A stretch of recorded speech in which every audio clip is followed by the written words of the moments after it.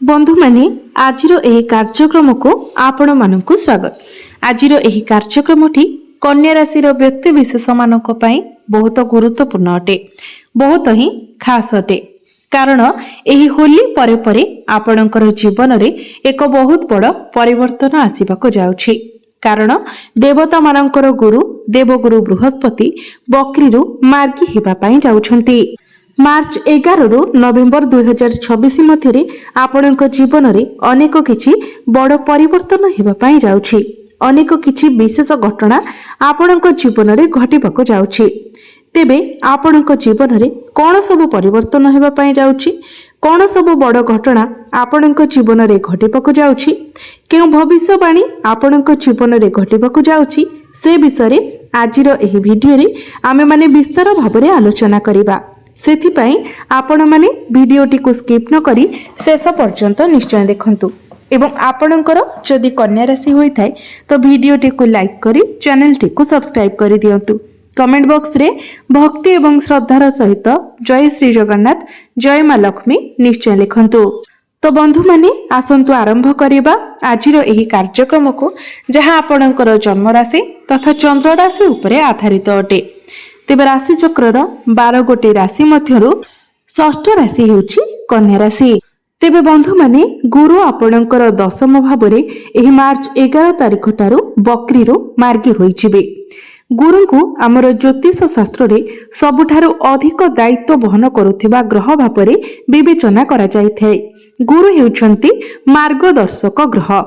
तो बंधु माने वर्तमान गुरु आपणकर दशम भावरे बकरी गोचर करुछंती, किंतु 11 मार्च को गुरु आपणकर दशम भावरे बकरीरु मार्गी होइछिबे। तो गुरु हेउछंती आपणकर चतुर्थ एवं सप्तम भावर अधिपति। तो चतुर्थ भाव एवं सप्तम भावर अधिपति होई गुरु आपणकर दशम भावरे मार्गी होइछिबे। तो पूर्वरु आपण आपणकर क्यारियर को नेकी बहुत द्वंद्व रे रहुथिले, एबे मध्य आपण आपणकर क्यारियर को नेकी बहुत कंफ्यूज रे रहुछंती।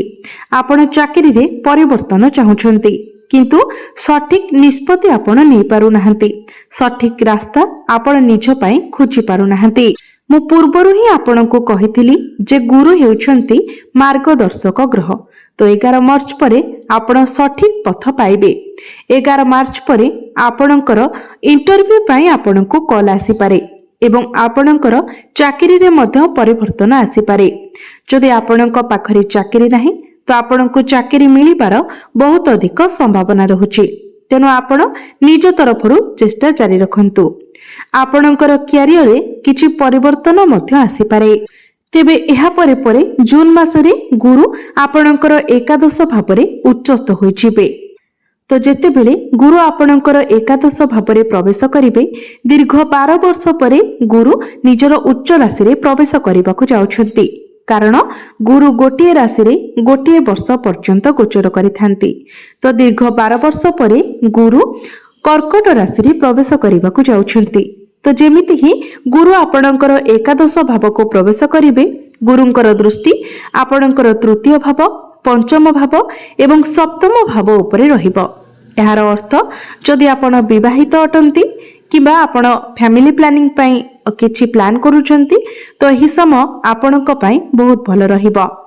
जेतेबेले गुरु एकादश भाव रे प्रवेश करिवे एवं आपणकर पंचम एवं सप्तम भाव को देखिबे तो यह आपणकर पिलामानंक पई अत्यंत शुभ प्रभाव प्रदान करिबो। यह आपणकर शिक्षा पई मध्य बहुत भलो रहिबो। कारण पंचम भावटे होइथाय शिक्षार भाव, प्रेम जीवनर भाव एवं संतानर भाव। तो गुरुंकर दृष्टि जेतेबेले पंचम भाव उपरे पड़िबो तो जदि आपण प्रेम संपर्क रे अछंती तो आपणकर प्रेम जीवन रे आपण एक बहुत बड़ परिवर्तन देखिबाको पाइबे। आपणकर प्रेम विवाहर रूप मध्य नै पारे। एहा सहित गुरुंकर दृष्टि सप्तम भावरे शनिक उपरे पड़िबो। शनि आपणकर सप्तम भावरे गोचर करूछंती। शनि को पापी ग्रह बोली माना जायथाय। तो सप्तम गृह रे शनि आपणकर वैवाहिक जीवन रे किछिटा समस्या सृष्टि करूछंती। आपणक मध्य रे वैचारिक मतभेद सृष्टि करूछंती। शनि हेउछंती विलंबर ग्रह। तो शनि आपणक मध्य रे फाट सृष्टि करि पारंती। एमितिकी आपणक मध्य विवाह विच्छेद मध्य होई पारे। तेबे गुरुंकर दृष्टि जेतेबेले सप्तम भाव उपरे शनिंक उपरे पड़िबो तो आपण आपणकर वैवाहिक जीवन रे उन्नति देखिबाको पाइबे। आपणकर वैवाहिक जीवन रे एक सकारात्मक परिवर्तन आसीबो। एहा सहित आपणकर डेली इनकम मध्य बढ़िबो। आपण किछि पार्टनरशिप बिजनेस मध्य स्टार्ट करि पारंती। जेतेबेले गुरु सप्तम भाव रे दृष्टि देबे तो निश्चित भाव में आपणकर आय रे वृद्धि हेबाको लागिबो। जून एवं नवेम्बर मध्य आपण निश्चित भाव में किछि काम आरंभ करिवे जहां आपणकर एक्स्ट्रा इनकम सोर्स को बढ़ाइबो। एहा व्यतीत गुरुंकर दृष्टि आपणकर तृतीय भाव उपरे मध्य अछि। एहार अर्थ हेउछि जदि आपण कोनोसी ऑनलाइन काम करंती जेमिति कि फेसबुक, इंस्टाग्राम, यूट्यूब किंबा अन्य कोनोसी ऑनलाइन कार्यकलाप सह जड़ित तो यही सब क्षेत्र में आपण को अधिक शुभ फल प्राप्ति हेबो। जदि आपण किछि डिजिटल मार्केटिंग करूछंती, ऑनलाइन में किछि सेल परचेस करूछंती तेबे ए सब रे आपण को अधिक फायदा मिलिबो। जून मास परे विशेष भाव में भल हेबो जेतेबेले गुरु आपणकर एकादश भाव में प्रवेश करिवे।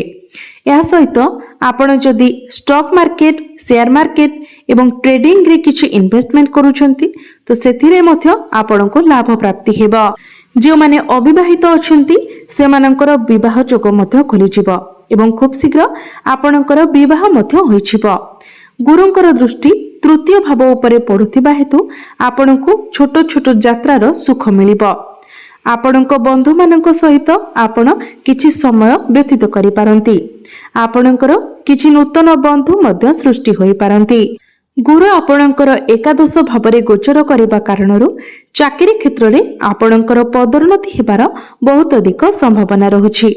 गुरु हेउछंती धनर कारक ग्रह, भाग्यर कारक ग्रह। तो चतुर्थ एवं सप्तम भावर कर्ता होइथिबारु एवं गुरु आपणकर एकादश भाव में गोचर करुथिबारु आपणक जीवन साथींकर पर्सनल एवं प्रोफेशनल लाइफ रे मध्य आपण ग्रोथ देखिबाको पाइबे। आपण आपणकर क्यारियर सह जड़ित किछि बड़ निष्पत्ति मध्य नै पारंती।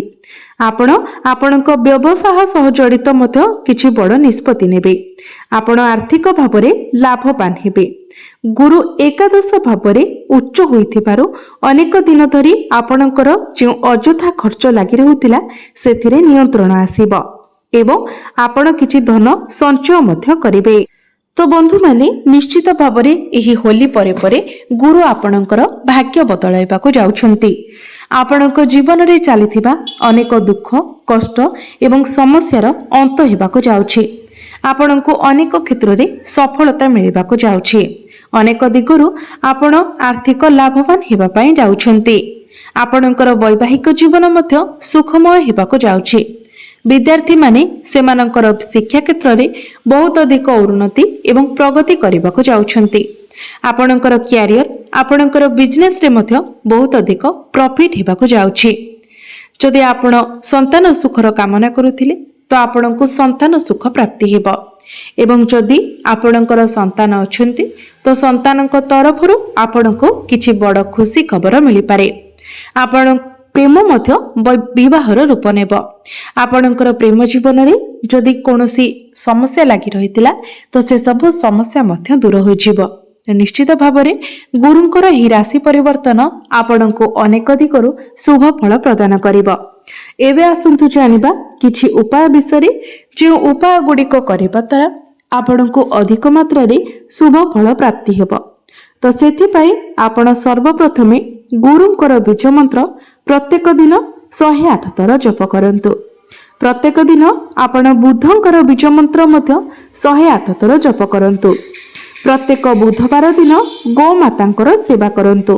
गोमातांको खाद्य खाइबाको दियंतु। प्रत्येक दिन आपण हनुमान चालीसार पाठ करंतु एवं प्रत्येक दिन उदित सूर्य को आपण तंबा पात्र रे जलार्घ्य अर्पण करंतु। आपणको अधिक मात्रा रे शुभ फल प्राप्ति हेबो एवं आपणकर भाग्य रे मध्य उन्नति आसीबो। तो बंधु माने आपणकर जीवन मंगलमय हो, एहा ही ईश्वरंक निकट रे मोर प्रार्थना। धन्यवाद।